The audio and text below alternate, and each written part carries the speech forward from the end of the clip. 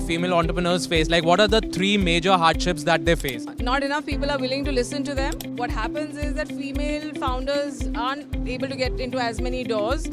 I think there are certain societal pressures that sort of hold them back. And managing partner of Rukam Capital with us. Ma'am, how does it feel to be a part of IMC 2024? I think it's very exciting. Lots of people, lots of excitement, lots of interesting new ideas. And I think the more new ideas there are and people exposed to it, I think the better it is for everyone. When we talk about entrepreneurship and when we talk about investing, what is that one space in which you would want to bet your money on? I think deep tech is very, very interesting. I think there's a focus of the government as well on deep tech, and rightly so, right? Because I think that will lead to a lot of good outcomes. You know, we need to own technologies. We need to be able to create research-based technologies and businesses. And I think deep tech is exciting. Of course, there's a lot of buzz around AI. But having said that, I think use cases need to be figured out. And as I think more use cases come out, sort of more ability to build, using Gen AI, I think it'll be fantastic. I think our lives will be magical. I think so. And when we talk about the new age companies, who do you bet your money on? The founder or the product or the service? I think always the founder, because there's nothing without the founder. Human beings create and human beings consume, and technology is actually an aid, And of course, whoever masters technology has great outcomes, but ultimately it is human beings, so founders first, always. And when you hear a good pitch, what is your reaction? I get very excited and I'm like, oh my goodness, can I, invest in this company? Can I get to know the founder a little bit more? But of course, then one has to get a little bit more deeper, understand a lot more as to, what is it that the founder is building. And, you try and learn as much as possible. What about a bad pitch? When you hear a terrible pitch where you think, this founder is not probably going to make it or is probably wasting his or her time, what is your take on that?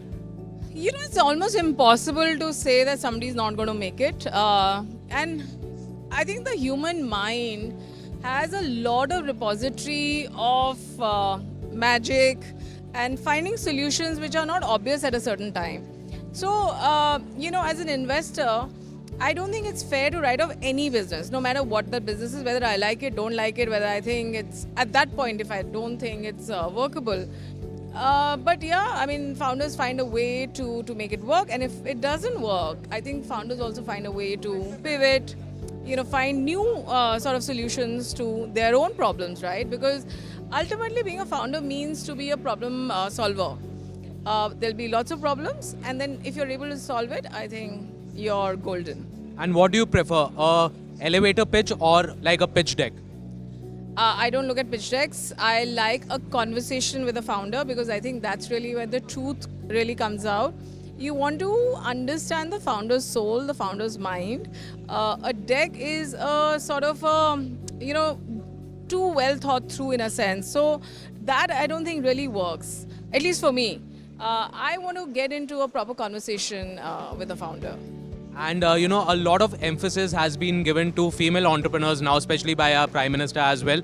But back in the day, there weren't too many female entrepreneurs. So what do you think has changed, or what do you think was lacking back in the day? Well, it still hasn't changed, and I think it's a complex sort of a piece, because there are societal issues as well. I think women didn't have role models to see. I don't think there was so much encouragement as well. You need to create the right environment, So if you look at Startup India that started, in 2016, 2015, you'll see that there is so much that has happened to sort of make it a way to nurture more startups. Now I think the time has come to nurture female founders, women founders, because you need both genders to be able to build. So we need. And if you have to categorically tell about the hardships that female entrepreneurs face, like what are the three major hardships that they face, if you had to pen it down? I think not enough people are willing to listen to them. I think what happens is that female founders aren't able to get into as many doors.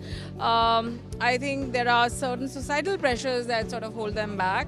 And therefore, I think it's important at various levels to try and help women founders. And 3 upcoming startups that you would like to bet your money on. Good God. I unfortunately will not be able to comment on that, but I think there are enough great founders and companies getting built. I'd want more than 3. I'd want to bet on 100. And which has been your best investment till date? My best investment has been to start Rukam Capital, because I think if we can help founders through investments, I think it's an overall good. It's a net positive. Well, that was Miss Archana from Rukam Capital. Thank you guys. Thank you, ma'am.